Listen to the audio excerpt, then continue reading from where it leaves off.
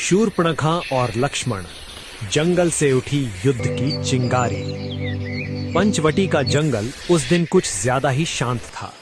पेड़ों की पत्तियां भी जैसे फुसफुसा रही थीं कि कुछ होने वाला है।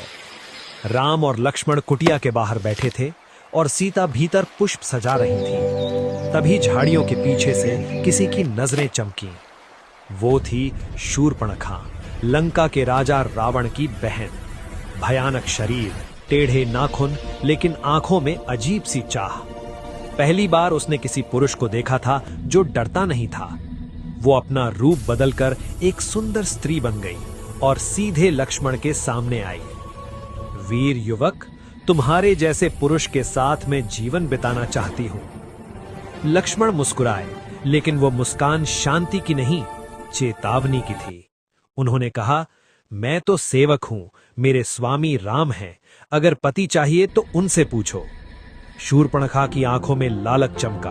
वो राम के पास गई, लेकिन राम ने शांत स्वर में कहा, मैं विवाहित हूं। बस यहीं से प्रेम पागलपन में बदल गया। शूर्पणखा ने अपना असली रूप दिखाया। उसकी आवाज जंगल में गूंज उठी, अगर राम मेरे में ही तो सीता भी किसी की नहीं।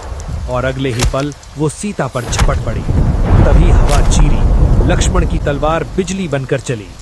एक पल, एक बार, और शूर्पणखा की नाक और कान धरती पर गिर पड़े।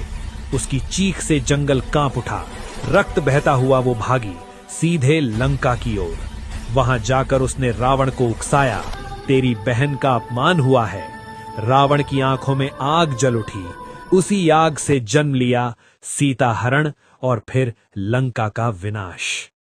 कहानी यहीं खत्म नहीं होती, क्योंकि ये सिर्फ शूर्पणखा की हार नहीं थी, ये अधर्म की शुरुआत और अंत दोनों थी।